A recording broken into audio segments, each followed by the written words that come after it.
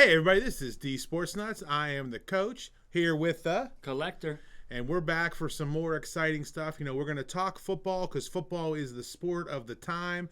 But we want to let you know that, we're going to talk about all the sports and collecting and some betting. We're going to bring some guests in here. You're not just going to see our two beautiful faces. We're going to bring some more people in. We promise to not let our director Miller on air. That's a kind of a goal of ours. Sorry, Josh. But we'll keep him off the air. No, all kidding aside, we're going to bring some people in. We want to be diverse. We want to be interesting. We don't want to just narrow ourselves down. Yeah, definitely. It's going to be exciting. Just stay tuned. You know, there's ever-evolving sports markets coming up. You know, even though football is going to be over, you know, basketball, then baseball's right around the corner. So, we'll get into this championship weekend here. And I want to start off by saying I was kind of wrong. Right. Which is kind of a weird thing to say. You know, the Chiefs game looked like it was going blowoutville. I can't figure out the Chiefs as far as what happened on Sunday. They looked so solid. They looked like how they had looked at the end of the season early on in that game. And then all of a sudden it looked like Patrick Mahomes was possibly doing too much or somehow they just got a sink. Yeah. I thought it was their game to lose, and, you know, they did. I don't know if the Bengals are ever going to get enough credit because from what I've seen, everybody's speaking about how the Chiefs lost the game. The Bengals didn't win the game. And then you hear, you know, the critics are, if Andy Reid doesn't win, you know, next year, you know, is it his fault or I don't know. I enjoyed watching the game. It was a great AFC Championship game, and kudos to the Bengals, man. You know, these great offensive minds. And again, one of my things with the Chiefs is who's calling the plays. You know, is it Andy? You know, is it Bieniemy? Sometimes that gets confusing. But I think with some of these teams, are they rhythmic? You know, you look at everyone wants to blame Goff, but look at the Rams last year when they struggled, when they got off schedule. Right. It's like some of these guys that are so good at what they do, I wonder how hard it is for them when they lose that rhythm and, you know, you start pressing and you have, you know, I definitely think, I'm convinced that Mahomes is trying to do too much or maybe even being a little bit cute. But again, how do you dial that down when you do these spectacular things all the time? Right, yeah. I think a stat that's crazy is like Tyreek Hill, great first half, completely gone the second half. Yeah. And then, like, you know, you get to overtime, Bengals call the toss wrong again, and it's like it's going to happen all over again. And then that bad interception. Yeah, and I'm a play caller, and I know sometimes you just can't get it together. It's obviously different at that level, but you just can't get it together sometimes. You can't get yourself in sequence. Bad things happen. And again, you know, we don't want to get into the whether games are fixed and all that stuff. You know, we already talked about it this week, but I will say this, you know, momentum is one of the few things that you can't taste, touch, or smell. In coach speak, that's actually a real thing. In football, it's definitely a real thing. Things get rolling downhill, and it's just hard to put it back in the bag. I think when you talk about the Bengals, again, you overlook them. You know, they're in the Super Bowl. I think steady, clutch kicker, and I think Joe Burrow just got ice in his veins. Yeah, he does, man. I mean, his stats for the game, 23 of 38, 250. Did throw a pick, but he had 2 touchdowns. The key that we said going in about the running game, they gave the Mixon the ball 21 times, 88 yards. You know, Higgins gets six catches, 103 yards, 6 catches for Chase. They kind of shut Chase down. Had a couple long ones. Pirine, you know, out of nowhere, bust that one open. Well, probably a bad touchdown before half. Yes. I mean, something you don't usually see in the NFL, let alone in the playoffs. You know, what does that do to the psyche of the team going in? If they don't get that, what happens in the, you know, who knows what happens? Right, yeah. It definitely changed the momentum, as you said, of the game. And with a team like the Bengals, you got to put them out. You know what I mean? You got to put them out. Going into the Super Bowl for the Rams, you want to get them out of the game as soon as possible. Yeah. You want to eliminate the run. You don't want them to be able to give Mixon the ball. But they did well on defense too. I want to point that Hubbard had 2 sacks. Hendrickson had a sack and a half. I think that was very important to get to Mahomes, disrupt it a little bit. He did a lot of that, you know, that bootleg out, and then that gets into, like you're saying, like, is he trying to do too much? Yeah. I mean, he's able to make these spectacular plays. How would you not pull out of your tool bag? So, right. I mean, it's hard to judge that. I think the thing that's interesting is, you know, you go back to the balanced run game. Maybe that was why they were able to protect Joe better. I think late in the season, they had so many video games. He was thrown for 400, 500 yards sometimes. Yeah. I don't know about 500, but high fours. And I think they might have got a little passive, and they decide we're going to come in, we're going to stick with the run. And maybe that balance there helped them to protect Joe. He was a lot cleaner, I know, than he was the week before. And then again, Mahomes Mahomes has been very clean in the pocket, and they did a great job of pressuring him. And that was something we talked about last week. We didn't expect them to pressure him. If they don't, who knows what happens. But, I mean, they won. And from a collecting standpoint, people were behind Evan McPherson, which is funny, the icy kicker who said, hey, we're going to the playoff game, championship next week when he had the chance to kick it. Burrow's on fire. Yeah. T. Higgins is heating up. Of course, Chase has been. What do you think about that, Mr. Collector? Burrow. Crazy. We had a couple PSA 10s at the shop that we sold a few weeks ago. They doubled in value. People that invested at that time, that was a great job. Nobody in the collecting game, though, it's a little different than the investing game. Burrow is a long-term investment, I believe. Whether he wins the Super Bowl or not, there's not going to be much drop-off in the offseason. So if you're going to collect Joe Burrow, you can buy it anytime. If you're investing in Joe Burrow, I don't know if there's going to be a window anytime soon, unless you think that he's going to win multiple championships and give Patrick Mahomes a run for his money in the AFC. Jamar Chase, just amazing.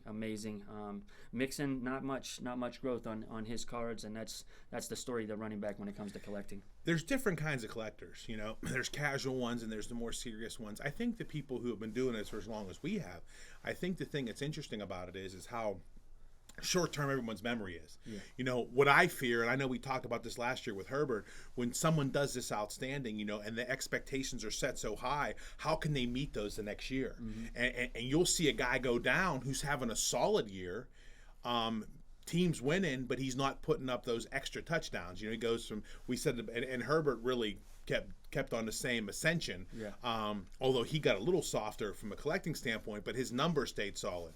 So, what happens with a guy like Burrow? What happens if they lose a couple linemen in free agency? What happens if a couple guys get hurt?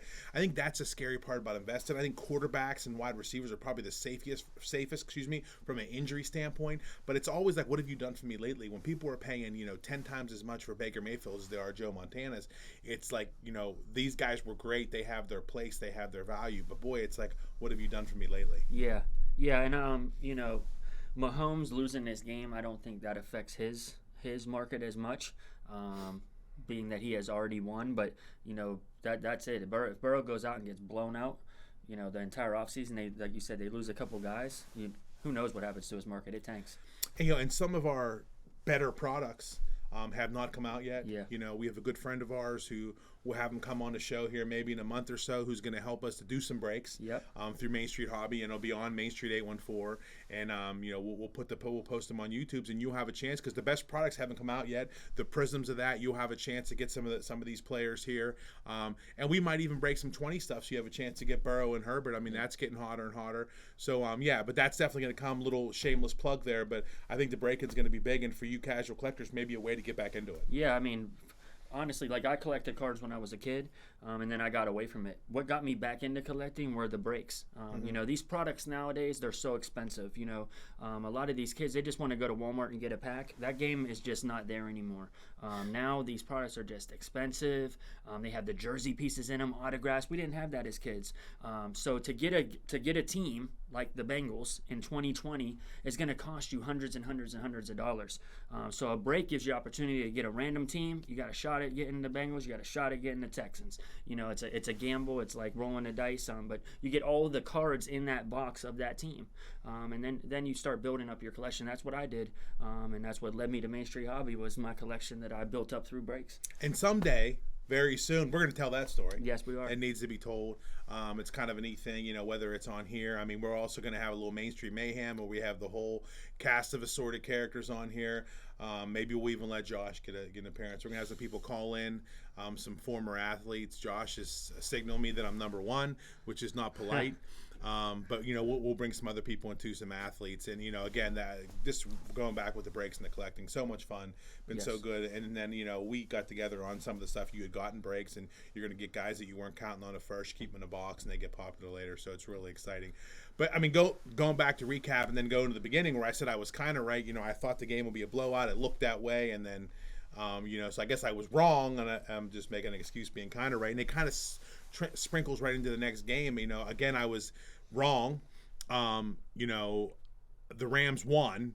They didn't win the way I thought they would, and I will say the Niners probably weren't as banged up as I thought. I just felt like even though they were down, I felt like the Rams were in control the whole time. It did seem that way. San Francisco's leading at the half, but you just never felt like the Rams were out of it. They stayed just close enough.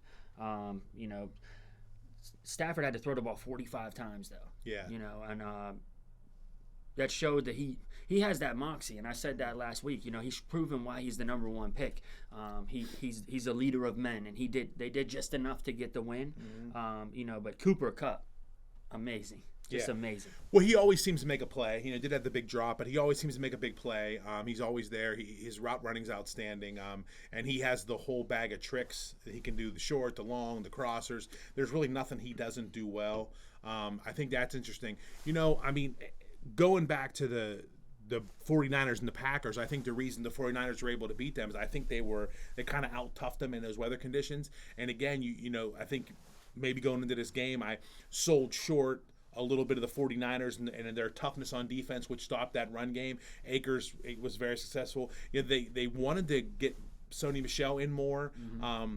Was it because Akers fumbled? I don't understand that. What they were missing 2 weeks ago, putting those guys in together might have limited both of their rhythm. I'm not sure. I didn't understand that part of it. But again, McVay kept those guys going. Stafford wasn't to be denied. And I think the Niners just ran out of gas. Very subpar quarterback play by Jimmy G. Yeah. Kind of more of a manager. How do you feel about that? Yeah, I think you're exactly right. The breakdown was 13 carries for Akers, 10 for Michel. Yeah. I think that.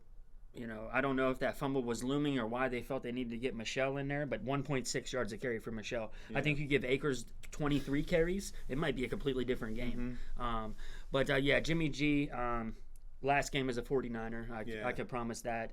Throws the ball 30 times. And they're talking about trade. It's a trade now. I forgot they had him signed, so they're talking he wants to go to a winner. Yeah. Like you said, just like trying to be too much of a game manager, I guess, and the bad pick at the end.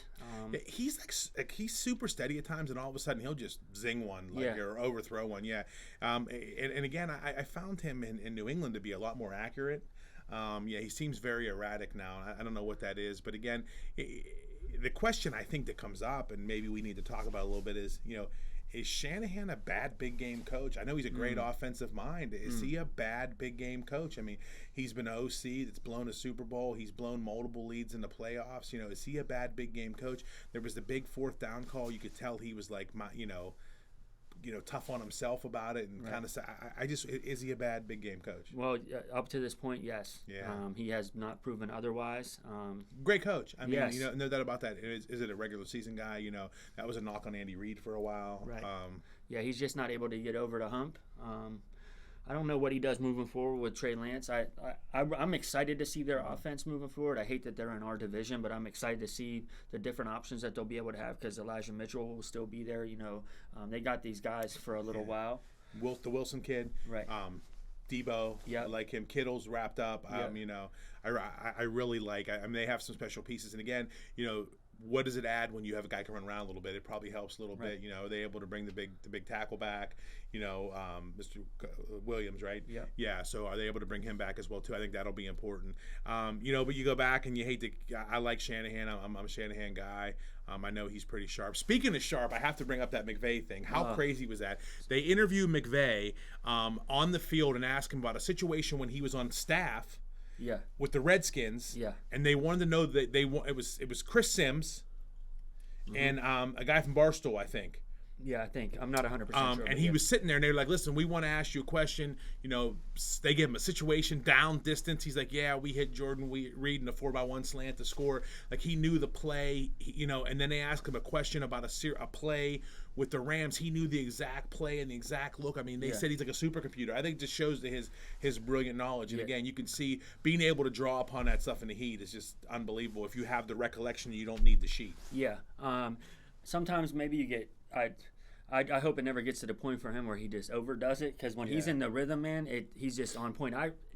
When you sent me that this morning, I was amazed, because we're talking like you're not even the head coach. You're just on the staff, and he was able to call out down distance, and then the second one exactly right, like nothing. Like you said, it was like some Rain Man stuff. It was just crazy. And he's a great coach. I do believe that they're going to win the Super Bowl. this year. Well deserved. I think the person that deserves it the most on the team, though, is Aaron Donald. Yes, he pointed to the ring, the Pitt Panther. And we'll just go right into the Super Bowl then. Great segue there, Mr. Collector.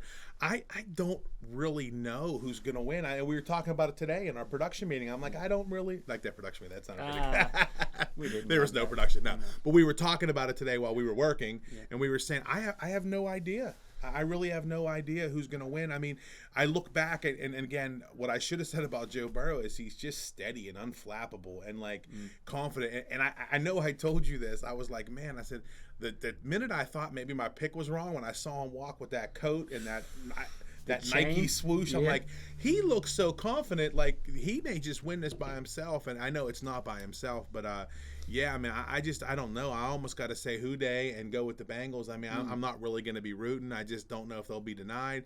That being said, this will be the most vaunted pass rush he'll face. Yeah. But, again, they really shut them down. The Niners really shut them down. I mean, you figure, the big guy was on one leg, and Aaron Donald got pressure late, but he hadn't had a sack. Didn't hear much from Floyd. Didn't hear much from Von Miller, although those guys always find a way to make a play. So, again, I think it's going to come down, can the Bengals block them? If they get back in a 9-sack situation like they did earlier in the playoffs, I think it'll be in trouble, but it'll be really interesting. That being said, I think we're going to bring on some guests next week. We may have a segment with one of our friends who's a big bettor. You know what I mean? Yep. Who wants to come in and talk betting? We'll chop that up. We don't want to be on all day with betting, but we'll give him a little segment on here. And my man Gabe Valentine, who's a youngster that goes to school at Conemaugh Township, but knows his sports. Okay. He's coming on here. So he, I talked to his dad, and Gabe's our guy. He watches the show, and he knows his sports, he knows his players, he knows his stats, so he'll be prepped. We're going to bring him on here next week too, and get some other guests on here as well. And but we will talk to both of them. Our favorite bettors, Chance Osborne, he is deep.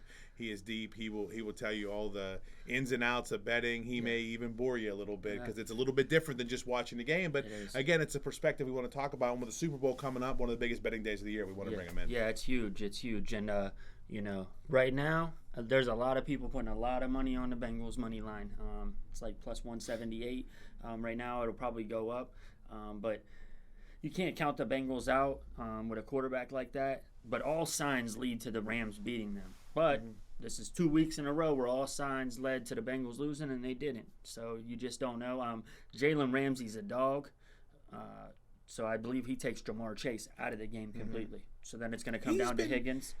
I don't want to say he's been suspect, but he's been getting beat. Yeah, Tom Brady's last touchdown was thrown on him, and he either tweeted or shared it on Facebook like, wow, the GOAT's last touchdown was thrown on me because Evans burned him deep. Yeah. Maybe Chase does burn him deep. That's a good point. Yeah, if he gets caught up tight, he's not the same Jaylen Ramsay that he used to be. So maybe he gets caught up in the moment. Well, the danger in that one-on-one is that you can get beat. Yeah. And you have that confidence in him, so you're not giving the safety help. Just like the Evans thing, if you get beat, you're beat. Yeah. You're on that island, as they say. Yeah, he's not catching up. Real quick before I don't want to forget this. So Cooper Kupp set the record this year, but he came out early on and said, when he was close, he said it's a set. That those records were for 16 games. This is 17 games. I think it's amazing that the record that he broke was Calvin Johnson, which both seasons were thrown by Matt Stafford. Yeah. Matt Stafford does not get enough credit. Hopefully, if they do win, he gets his ring. Hopefully, he'll start to get the credit that he deserves because, like I said, he's a dog. He's a great quarterback, and I hate that he's in my division. Yeah, call him the record crusher, and he's in there, and he's probably going to be there for a little while. And, more heartbreak coming, man. Yeah, they paid a hefty price. That was a big trade. They gave up 3 first-rounders and Goff for him, but they knew what they were doing. And it's just amazing how the last couple seasons, you bring in a Ramsey late, you bring in a Odell this year late, Von Miller late. Like, they're able to just get these guys and kind of at a discount. And Odell got paid in Bitcoin. He basically made like $30,000 for the season because it's down right now. But he just wants to win. He was trying to prove himself. He's looking to get paid, and he looks good. I mean, you have that dual threat. You lose a guy like Woods who does a little bit of everything. He's kind of like their Swiss Army knife with the blocking and stuff like that. And that's the thing about Cooper Kupp. His blocking is ridiculous. Yes, totally fearless. And then they lose Higbee. And Blanton comes in like they need another weapon, and that's so both tight ends are out because Zuma went down too. Yep. I know he's out. I'm not sure about Higbee, but it didn't look good. So could that be an issue as well too? Blanton seemed pretty comfortable in that offense, and who steps up for the Bengals? Drew Sample, I think is the guy they got there. So anyway, so like I want to put something out there too, because we're talking about Payne and being a Cardinals fan. I will say to the guest who comes here and wears a Santonio Holmes jersey on the show, I will take them to Tulum's Living the Dream for a steak dinner. That's crazy, man. 90 Lulay Avenue. Shameless plug. Another shameless plug. But I will take them up there for dinner. So if someone can wrangle one at one of the probably various Goodwills around town, sure. It'll make my whole day. I want to see Jordan suffer through that, and that's all love, my man. Yes, all hey, love. So again, we talked a little bit last week. We knew Ben was retiring. I can't remember exactly if it was we talked about that, but obviously Ben retired, and there's his legacy. You know, great quarterback, tough, showed up every week. You know, city of Pittsburgh guy. You know, real tough watching that. You know, thoughts on Ben as a guy who, you know, watch him beat your team in the Super Bowl and just watch him as a fan over time. Take a deep breath. Gather yourself, buddy. It's always got to throw in the shot. Great quarterback. First ballot Hall of Famer, definitely. Miami, Ohio. What's crazy is the year that he came out, I was real interested in him. We were real interested in him. The thing is, we got Larry Fitzgerald, which worked out okay. Yeah, my favorite player of all time. But Miami, Ohio college proves himself. Just a big guy, man. Just a big guy and just tough. Week in and week out, just found a way to win. Definitely beat us in the Super Bowl, beat Seattle in the Super Bowl, lost to somebody in the Super Bowl too. Packers. Yep. Tough one. But I don't ever, see me wearing a Packers jersey rubbing in your face. Yeah, no, but you may now. Yeah. But that one didn't hurt as bad. I mean, because you don't have any. So you know, the Chicago Cardinals, baby. Our shelf was getting kind of full, so he said, you know what, we'll let the Packers have one. You know, go Pack, go. But anyways, I just love Ben. Love watching him play. Love to watch him compete. Loved his toughness. Yeah. You know, always trying to make a play, and we'll appreciate him. And then, you know, the true GOAT. What a class this is going to be when they both go in together. I think some Steeler fans were thinking that Brady retired on purpose so Ben didn't get in. They can take more than one person. Yeah. But you know, I mean, definitely his legacy is of his greatness and his winning, but also probably people's dislike for him. Yeah. And that's what's crazy. Like, when you're really the GOAT, you're gonna have a lot of haters too. That's proven in every sport. Yeah. But yeah, he great player. I think he could still play. I think it's time. I think Ben, it's time. I think Brady could probably still play. But yeah, in 5 years when that ballot comes out, they're both getting in. That's a guarantee. That's going to be a great ceremony. Well deserved honor for both of them. Brady, you know, I don't see how he doesn't hold this for a long time, being the greatest of all time. Yeah, it's the old adage, you want to go out on top. Yeah. You know, obviously last year would have been the dream. I mean, Elway had that. Very few guys go out with the dream. Yeah. I think that, you know, he just knows he doesn't have the oomph to go back. Now, would you be shocked if a guy like Tom Brady, you know, comes back? I mean, it wouldn't be the most shocking thing in the world, but I think he's pretty settled in. Saw him in the interview with his daughter Vivi, and he looked pretty settled into that dad thing. And you know, it's probably rough going home to Giselle every night, and you know, the guy's tough. You know what I mean? But he does have a couple of businesses. I saw, you know, something we'll have to look at. He's in. It's called Autograph OI. He was thanking his business. Obviously, he has the TB12 and the Brady brand stuff, but he has this. I think it's Autograph OI, and it's like a digital, kind of what you were talking to me about. NFT. Yeah. Okay. Yeah. So it's something he's involved in. I see he's one of the signature athletes on there. But you know, wish the best. Of course, I love Big Ben, and you know, my son's 17, and it's the only quarterback in his whole life was Ben, which is kind of crazy. But I mean, we'll appreciate what he did and enjoy him forever. And I think as time goes on, he'll be more and more appreciated. And with Tom Brady, he's just done things that no one ever did and will ever do. No. There's just no question about that. So, you know, kind of want to bounce around from that, you know, and hit this baseball lockout, and then we'll talk a little Buccos. With some of our time remaining. The baseball lockout's kind of crazy. You know, baseball has such a good system for the players comparatively to the other leagues. I think basketball will probably be second. Football's probably third with very little guaranteed money.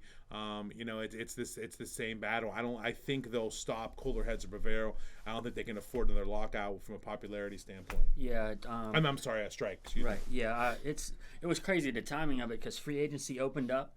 Some teams they knew it was coming, so they spent some money. And there's a lot of guys still out there just waiting for when it ends to get paid. I think it's going to be very interesting, and it's going to have a lot of people tuning in. I don't think this is a bad thing, because this is a lot of dead space in this time for baseball. So once they're able to get back in the room and get an agreement going, and they're able to start signing these players again, I think it's going to be a frenzy on TV. It's going to get a lot of people's attention. There's a lot of big name stars ready to sign to a team for big money. Anthony Rizzo, Chris Bryant, Carlos Correa. But the fight isn't for them. The fight is for the people down below and their guarantees. So I respect them locking out. That's why they have the Players Association. I just hope they can come to an agreement and the season isn't abridged. Every time I hear Anthony Rizzo, I want to say Anthony Rizzo, like the Jerky Boys, which will show my age. But I just want to say it. But and in my opinion, is I love baseball, and I'm just not a fan of the owners. I think they're an elitist group. I think this goes back to some of the old days, some of the decisions they make. I think it's just a holier than thou group. I think there's still a kind of pinky in the air society, and there's that big separation. They say they're close. You don't get any details. I haven't heard a lot of reporting. Hopefully we can get there, because we're getting close to pitchers and catchers, which is more important than today's gobbler knob as far as signed that spring's coming. I know that he saw his shadow today, so we have 6 more weeks of winter. Shocker. I heard that may be the biggest scam out there. 80% of the time it's 6 more weeks of winter. So old Punxsutawney Phil doesn't have good numbers. His stats are not good. He would not get re-signed. No. But you can bet on that. They're serious about that up there. Somewhere you can bet on it. Here's my thing. I got a question, and this might sound dumb. Isn't it the same either way? It's 6 weeks till spring, or 6 more weeks of winter. It's literally the same thing, ain't it? No, it's shorter. Okay. Yeah. I heard it today. Like, they got nicknames for all the guys on the council. It's like the Rainmaker. Like, they're super serious about that. And I went up there, and this is why your parents and my parents probably, I don't know if they watch my show or not, but I mean, like, they might see this. I went up in the back of a truck with there was no cap on it. There was just a leather thing. Me and George Severska, my friend from the neighborhood, and we were at St. Francis, and we went up there. And you wonder why your parents worry when you went away. But I will tell you, a kid from Johnstown who hadn't seen a whole lot at that point, Gobbler's knob was like, MTV was there. I mean, it was absolutely insane. They made it dry a couple years later after that, but it was becoming just a crazy, crazy place. And like I said, MTV was on place, but they're super serious about that, about Punxsutawney Phil and Punxsutawney. And I saw like they do it in New York as places too, but Punxsutawney is the original place for that. Yes. And then, of course, we're talking baseball, and so whether or not he saw a shadow, baseball will come at some point. Whether there's a lockout, will come at some point. And I am the most annoying, optimistic Pirates fan of all time. You are too. You're not a negative Pirates fan, no. Which is one of the many reasons I appreciate your company. Our Buccos for 2022. Love the GM change. I know it's frustrating for people. I see more of a plan. We study the prospects on a daily basis, so we kind of understand it. I think with baseball, and not being college baseball, not be as prevalent, I think people don't know the big name players, don't understand that O'Neal Cruz is a future superstar. Yeah. Whereas in college football, Kenny Pickett's a stud and he's going to be a stud. Right. How do you feel about that? Yeah, it's tough. So like even like this year's draft, the Pirates drafted a catcher number 1 overall, and then the casual Pirate fan forgets about Henry Davis, or automatically says, well, yeah, we'll have him for 3 years and then he's going to the Yankees. Yes. It's just a part of the process. When you don't spend as much as these big teams, you have to move on from some guys. You can't afford them all. It has to hit right on, just like the Rays have been doing. You got to hit right on. The trade's got to be right. They picked up some great pieces over the years, these past few years in trades, and O'Neal Cruz is one of them. That's my guy. He's really tall for a shortstop, but he has a great bat, great fielding range, and they got him in the trade for David Freese. They won on that trade. Everybody will think about the Glasnow trade, Glasnow and Baz and Meadows for Chris Archer. They lost, but you have to. But everybody wanted Archer at that point. Yeah. A lot of other teams didn't. We wanted to make a move to bolster. We were in it at the July 4th, right. So we wanted that to happen. It didn't work out our way. I mean, and again, we have to. I understand people's lack of patience. I mean, we did. It was a long time. We had a nice little run there, 13, 14, 15. We had done okay. I understand people's lack of patience and lack of trust. Reynolds will be a big piece in that. Yes. If we keep Reynolds, it's a sign that, hey, we're going to keep our talent. Again, though, but when you look at it, and I know it's hard again to think, but the Rays and some of those teams, their model has been working. Get them. When you can't pay them, move them on with solid trades, restock your arms, and kind of, they've had success. Yeah, that's the key for them is their pitchers they have great pitching. The Pirates have not seemed to have been able to put great pitching together. I think Quintana has an opportunity to play outstanding for the Pirates. Had an off year, kind of down. They got him fairly cheap. I think he's a great addition. Mitch Keller got to show up. I don't know what his role is going to be. They have to find a way to use him. Yeah, I think the Pirates fell into a trap with Searage after he had got Liriano right and Burnett right, that he was some kind of pitch healer. And Happ turned his career around. Jay Happ. So, I think they kind of thought that. Morton.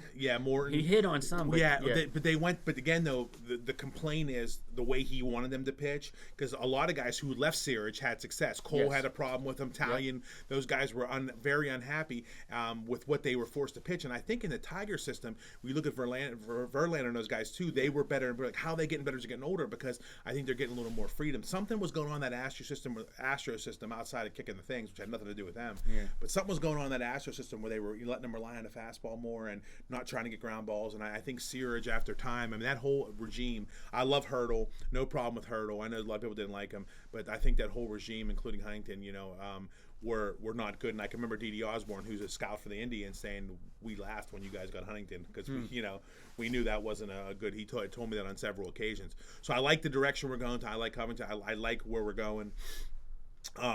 But, looking down at this stuff here, again, they have something to prove. I'm looking at the lineup here. We have Hayes leading off.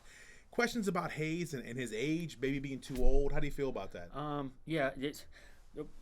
I like him. He's a great fielder. I think he's going to be a Gold Glover. My main question is, does his body fill in enough that the power shows up? Yeah. Does he have to tweak his swing? He is a little late to the show, per se, when it comes to age. But I think he's a great player. I love him in the leadoff position. Get on base. He doesn't have to hit 30 home runs. Just get on base. He's fast. And let the other guys fill in. Yeah, he's a legacy kid in a time of legacy kids, so the pressure's on. Right. Because the legacy guys they're playing some ball. Yes. So that's going to be tough for him. And again, we'll see how he pans out. I do like him. I look for him to have a big year this year. The wrist was an issue. Baseball, big part of your swing. Yes. I like that part there. Whether we have Yoshi or Chavis at first, like what Yoshi did for us last year, we brought him back. I'm not even going to get into his whole name. But I like the Chavis move with the Red Sox, and I like him. I see him maybe pushing through. Is there a chance that a guy like Cruz has some flexibility? Does he become a first baseman? Does he fill out? He's really young, so who knows? Yeah, and the eyes on him. Everybody has always said he's not going to end up. He's not going to stay at short. He's not going to stay at short. He has a cannon arm, so they talking about moving him to the outfield. He's 6'4", but nowadays that doesn't rule you out from being a shortstop. Tatis is tall. I just like him, man. I love his swing. It just snaps, and I hope he gets an opportunity early. He came up late last year for a small portion. There's just a lot of guys for the Pirates that are right there. I'm really, really excited moving forward. If they make a few correct moves along the way of what they could do, I think they can be in contention. Yeah, and then I look at this outfit here, and I hope so. Again, they're not names, there aren't household names people are going to recognize. Right. So I think they can be a little frustrated. I just wonder. Let's go back to the outfield where I was going. You have Reynolds, Gamble, and Alford listed as the starters. Right. Tucker's played there a little bit. They have some guys on the bench. They have some young prospects. But here's the question. This delay and this mad dash for the free agency, does it help or does it hurt the Pirates? That's a question. Is there more guys available, or are they going to people going to overspend due to the fact that it's so late? Or is this new cap or whatever they put in money-wise going to change it enough that the Pirates get a few people? I hope that they set the mandatory minimum on the league where every team has to spend a certain amount minimum-wise. It's either going to be one or the other, though. Like you said, people are either going to overpay a lot or there's going to be a lot of guys scrambling to get on a team. So you might have a few guys sneak through, some seasoned veterans that maybe come in and change the locker room. I love what the GM's doing, and I wouldn't put it past Charrington. him. I said coming to Charrington. Yeah. I wouldn't put it past him of going after somebody at a decent price. I don't know what the move is with Reynolds, though. That is a question. Does he sign him long term just to prove that, hey, I'm all in? Because if he's not his guy, he's a huge chip. Yeah. They can bring in a lot of stuff for him. Yeah, and I just don't know that people have the patience. If they haven't lost the patience already, they may have lost. That'll be tough. You look at shortstop. We talked about Cruz, Tucker at second, Newman, some combination there. They got to pick up some guys. They definitely need an outfielder. The pitching staff very young. I mean, nobody really of note to even talk about it. We talked about Keller a little bit. Yeah, We'll see. Will be their main guy. We'll see Brubaker. We'll see what happens with those guys. We will be looking for our guy Trey McGough from Ferndale, who's been kicking rear end and on the ascending path there. He got pitcher of the year in a system, I believe. So we're excited for him as a local guy. The family really well, and he's an outstanding young man and outstanding pitcher, so that'll be pretty exciting as well too, to see what happens. But our Buccos will battle, and we'll talk about them a little bit. Hopefully we'll have an update on the lockout sometime soon. Next week we'll talk a little bit about the trade deadlines coming to basketball, something near and dear to your heart. Yep, next Thursday is the trade deadline. There's going to be a lot of big moves. So when we come on next Wednesday and film, I'll know a little bit more. There are some surprise teams this year. The Grizzlies are playing outstanding. I think they might try to bring somebody in. The Bulls are playing great. The Cavs are really, really playing great, even without Sexton. And there's going to be a lot of teams selling guys too. I think the Lakers have opportunity to mix it up a little bit. They're so wishy-washy. Ben Simmons, does he move? He's paid a lot of fines for not playing. Does Philly move off of him? Just a lot of exciting rumors going around, and next week it'll be closer to not being rumors and there'll be some truth. So as we close here, we're going to get a little collecting tip. We'll try to get something by the end of the day, and it's why do you grade your cards? Why are cards graded? What's the difference? We'll close out with the collector, then I'll probably hit the wrap at the end there. But I think there's multiple things. Obviously, the value skyrockets. You can talk about that. The preservation of the cards, the storage of the cards, the appearance, the physical appearance of them. Why do you grade your cards, and what's the difference? Okay. How I explain it is like this. So if I have just a card by itself. The condition is at the eye of the beholder. So it has a set price per se of what they're going for, but anybody that you're selling it to can look at it and see some flaws on the card, and then that brings the price down. When you send it to these grading companies, they grade it on a scale from 1 to 10, 1 being the worst, 10 being perfect gem mint, and that locks it in. So what I always bring up, it's sort of like a stock. So if I have a Josh Allen rookie Prism PSA 10, and I have stock in Josh Allen, I can wake up any morning and see what that card is worth at a PSA 10 value and either decide to keep it or sell it. Just like if I had stock in Apple or Microsoft, I can wake up in the morning and see what it's trading for. If I had that same Josh Allen Prism rookie card raw, I can see what they're selling for, but that doesn't guarantee that I'm going to even get in that range because there could be a mark on the card, a corner could be bent, whatever it is. So it's literally locking in the condition of the card for however long that you decide to have it.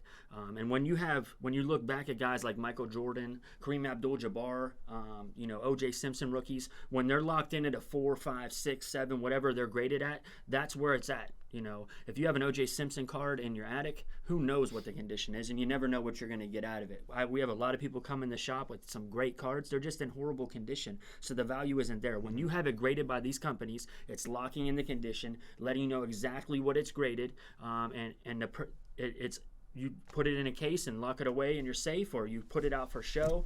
It's a great presentation of the card. You landed on OJ. That's where you went. Yeah, I don't know. Just because we just seen a OJ rookie come through and a Josh, that's signed where jersey. we landed on OJ Simpson. Yeah, Well, I'm all right. Hey, but great point. We're down at Main Street Hobby every Tuesday through Saturday, 10 to 6. You come down. You have any questions? You want us just to look at your cards? If you have anything you want to sell, any kind of collectibles, we're way bigger than just sports cards, toys, anything that sells on eBay. We'll take a look at. If you want us to help you get your cards to get them graded, we'll help that with you as well too. We love this. This is what we eat, sleep, and drink. Yep.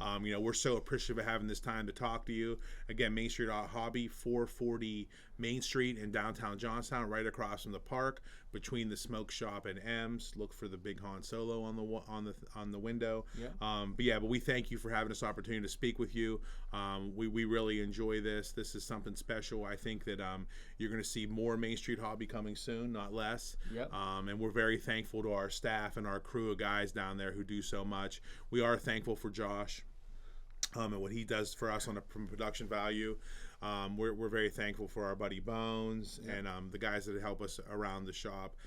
too many to name right now, but they make us go, and so we're very thankful for them, and we're thankful for you. And I hope you can keep staying tuned, and that you're enjoying this enough that we can keep doing it, because boy, we sure love it. Yeah, I love doing this. This is awesome. Literally just sitting here talking knowledge just like we do every day. Please like the video, share it on any platform that you can. Hit the notification bell so when we do upload new videos, you'll get a notification.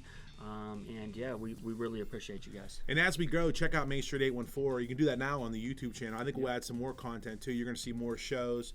This is our first show. We have some other people come on. I think you're going to see, our fitness people from down here are going to come on, our boxing people. They're going to come on and do some stuff about their brands. We're going to see Collector Showcase and some of the those guys come back doing the live auctions. We definitely have some nerds down here, some self-proclaimed, Josh, right? Proud nerds. Proud nerds are some of our nerd culture. We say that's a term of endearment down here with us. So yeah, you're going to see a lot of that stuff, and we couldn't be more excited, about this whole thing. So again, we'll wrap this up. This third episode of Deez Sports Nutz, and for the collector, I'm the coach. Have a great one.